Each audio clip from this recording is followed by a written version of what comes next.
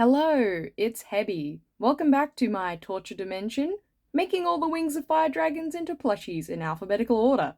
Wings of Fire is a book series with 17 mainline books, several side books, a graphic novel adaptation, and another whole arc in the works, so as you can imagine, there are a lot of dragons. So far we have made Albatross, Anemone, Arctic Blaze, Blister, Burn Blue, Battle Winner, Coral and Auklet, Chameleon, Clay, Cricket, Clearsight, Calamity, Carnelian, Cliff and Ruby, Darkstalker, Execution, Containment Vessel, Dune, Dusky, the 32 unnamed Seawing Princes who are now named, Fatespeaker, Flame, Viper, Squid, Ochre, Freedom, Fathom, Indigo, Glory, and Gill. And if those sound fun to you, then you can make your own, because all my patterns are for free. You can download them through the link in the description by clicking on the Patterns tab on Patreon. And actually, there have been a lot of not dragons in this challenge as well. We have made an electric eel, a bobtail squid, Blob the wooden octopus, and a cat whose name happens to be Dragon. And that cat was made during a wild round, which is my solution to too many characters.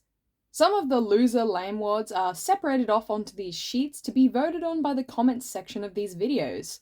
Although the cat won by a hair's whisker, an actual dragon's toenail. Actually, that's too big, because the scaling in Wings of Fire is bogus.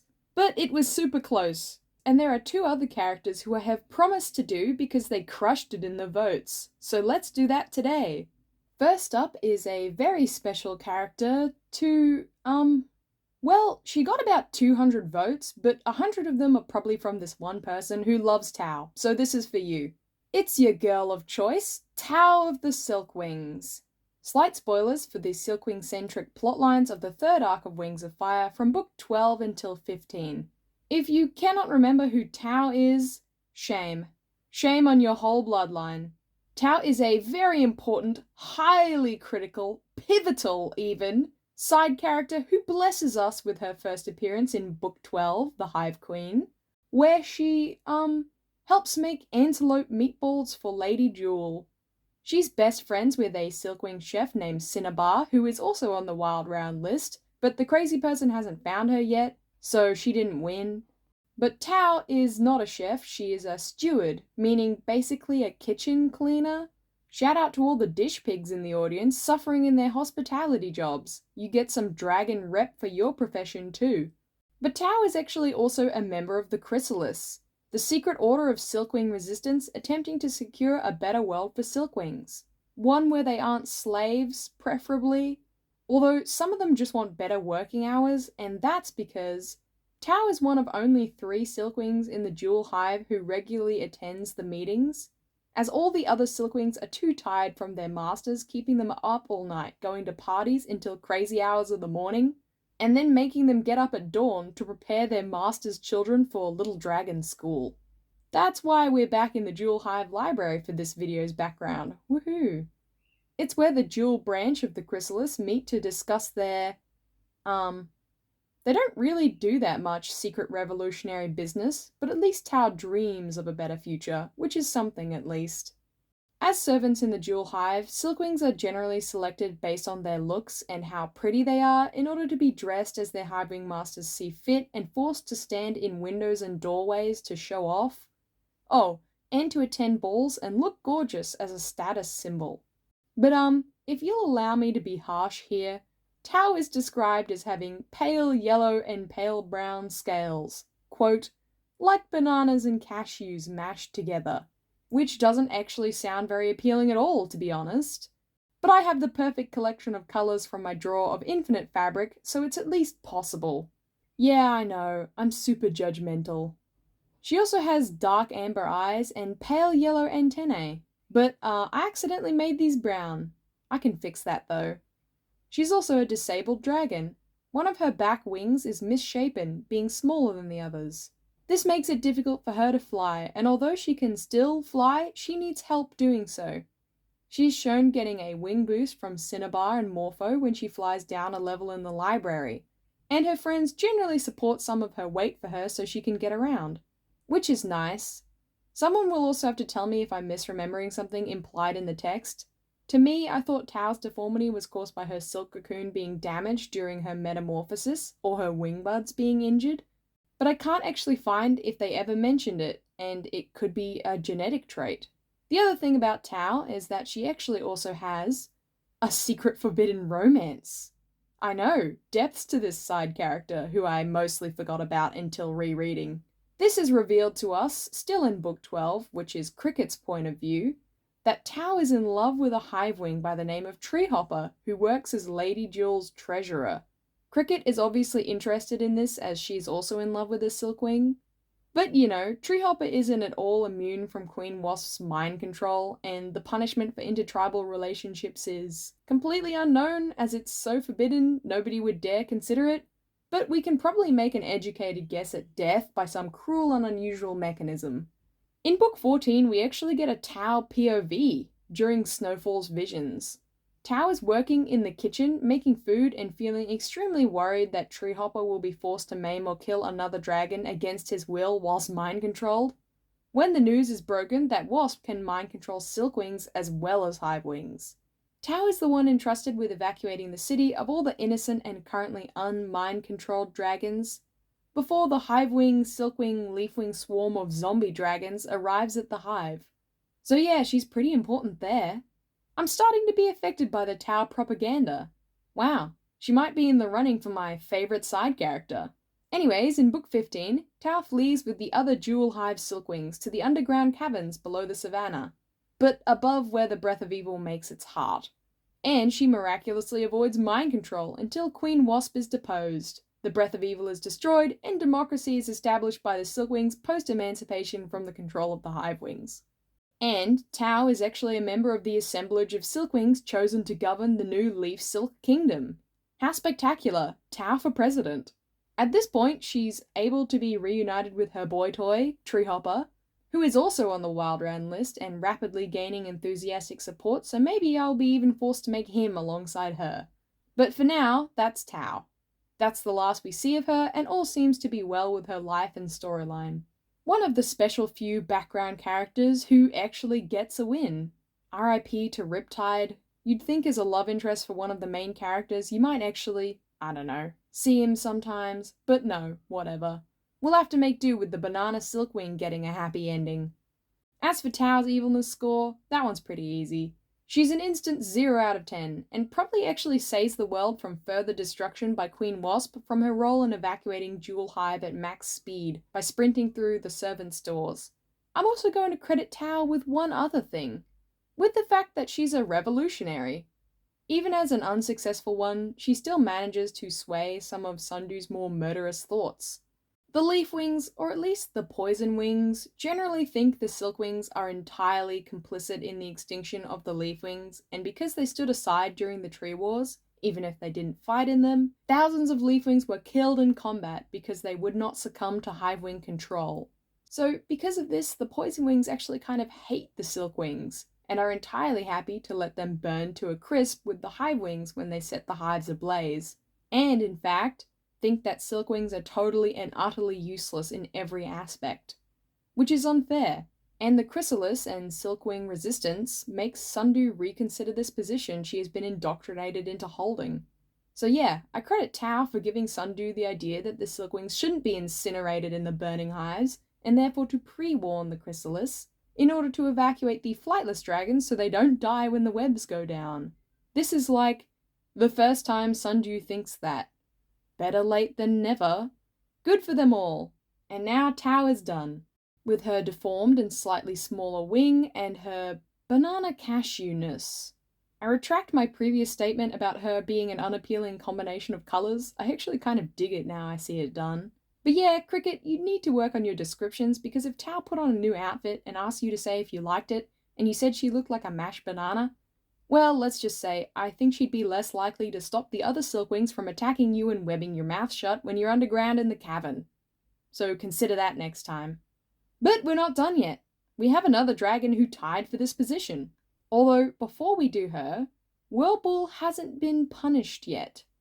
And since the Whirlpool Hate Club members' votes, which is the most generous tier on my Patreon, have come in as yet another tie, we are flipping a coin to define his punishment. And as luck would have it, Whirlpool is to be chained up just out of reach of a nice cool drink and a cookie, much in the same way that Gil was tortured into insanity by water deprivation. Another karmic punishment here for hitting on his daughter. Thank you to my Whirlpool Hate Club members. I could not think of a dragon who deserved it more. Danielle Oliver, Bird Yegling, The Wait Zaranek Fluffle, Ninja Kitty Awakens, and Phoenix Fire. And now back to our regularly scheduled not evil green dragons, because our next character is Cobralily. There be some slight spoilers for books 13 and 14 ahead, since those are the books that Cobralily appears in, and there's some tangential discussion of leafwing and plant-centric plot twists which occur in book 13, which is going to happen in this discussion. There's your warning. If you can't remember Cobralily, she's Sundu's friend. And our very first leafwing. I have done all the applique details on every other dragon plush by hand up until this point, such as the rainwing dots, the spots on Cricket, and Darkstalker's icewing scales. That's because I think it looks a bit more precise and the edge tapers better, but it's time to test out doing it on the machine on Cobralily, just to see if it looks good.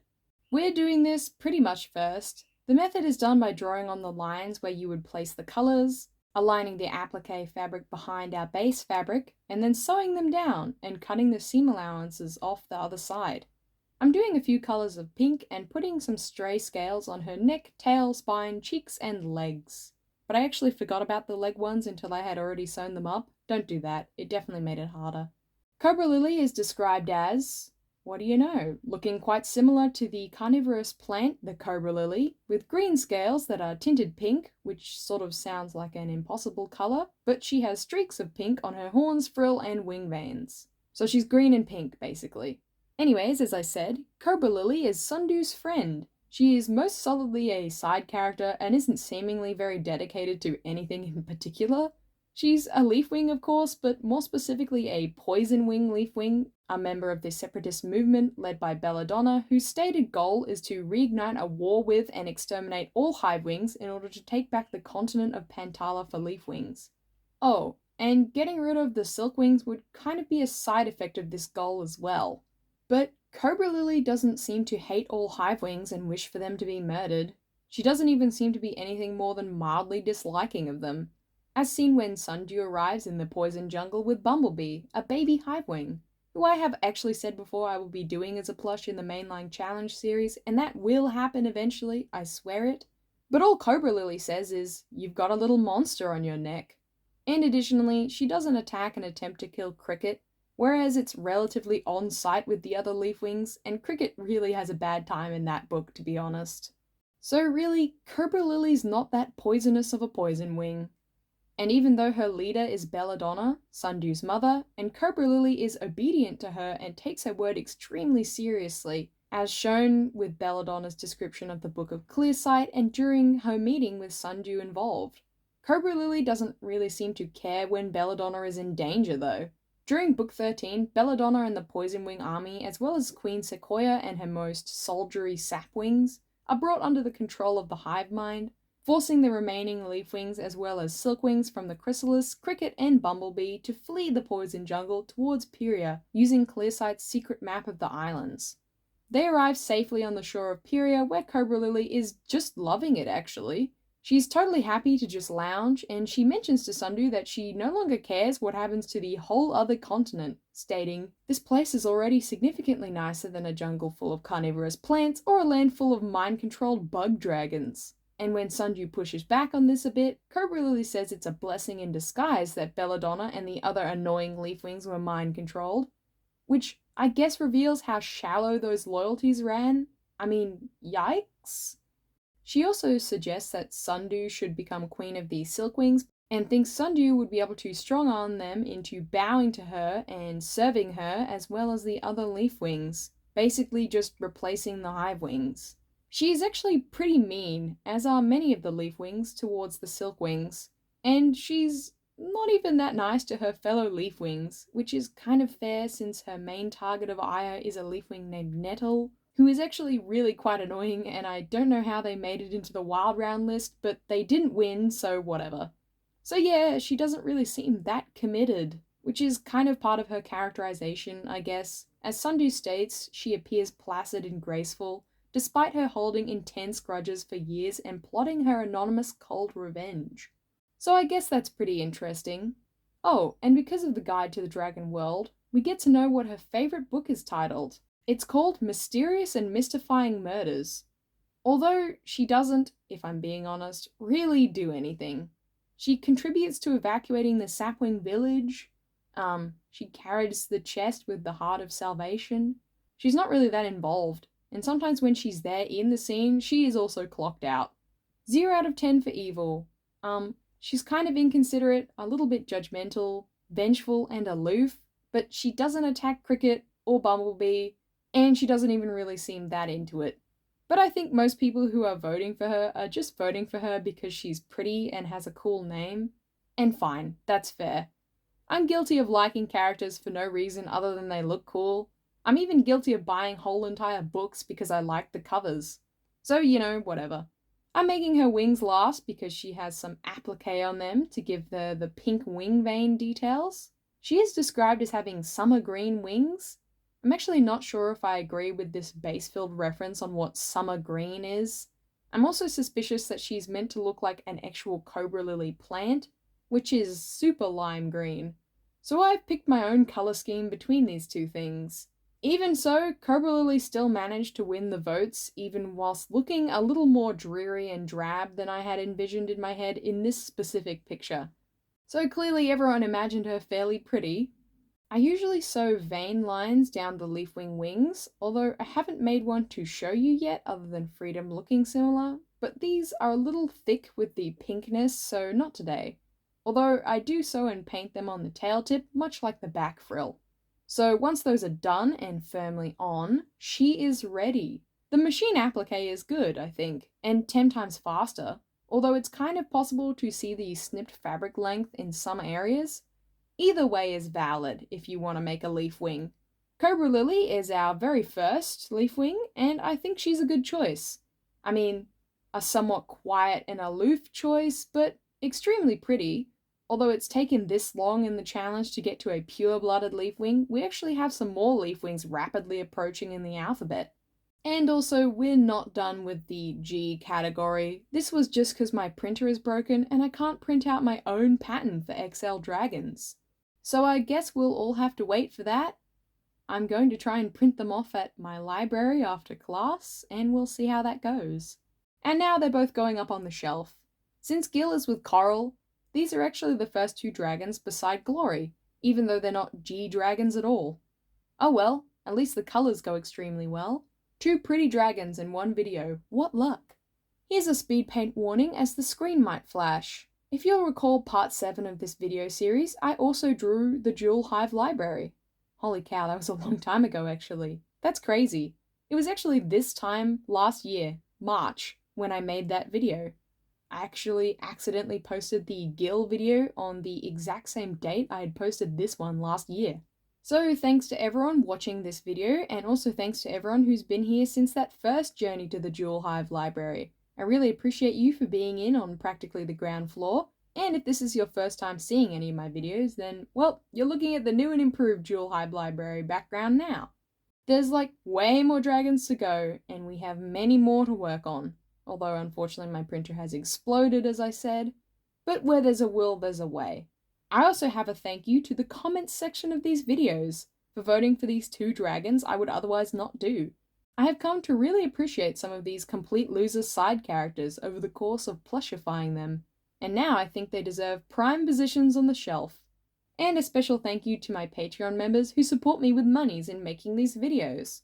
Kimber, ADH Dream 1409, Kit, Samuel Sanchez, Mono Deer, Aninka Lamason, Grey, Phoenix Fire, I Like the Dumb Bunny Shrimp, Fennec is Here, Poppy Willow, Indigo, Woilies, Fantasy, Ninja Kitty Awakens, Copa, I Love My Fuzzy Kitten, Vanessa and Anara Burrows, Verla, Rhythm the Raptor, Aliana, Miffy, Victoria Toucan, Racing Wolf, Grey Malkin, Gatto Catamoose, The Wait Zaranek Fluffle, Anonymous Running Dragon, Danger Noodles Are Cool, Erin Donahue, Carol, Silly Rabbit 87, The Fairest Rubber Duck, Celeste Tazza, Gordon Young, Stuffed Tails Fursuits, Connie, Nix, Hazel Williams, Caroline T, I'm sorry I forgot your name last video, Keegan Evans, B. Quinn, Crafty6809, Alex Allen, The Christmas Lady, Acariel, Bird Yegling, The Creature's Burrow, Danielle Oliver, Kayla Hedrick, Audrina Bailey, Meshtail, Salami, Moth, Danny, Echo Gaming, Catbrain, Elena Spivey, Totally Not Tired, Sandra, Tea Party, Aspen, Cozy Wozy, Nika Ferdowsi, Shadow, Harley, What's My Name, Miher, Copa again, and Tommy. Thank you for watching. I hope you have a good day, night, evening, morning, wherever you are. And I'll be seeing you again very shortly. Like, extremely shortly.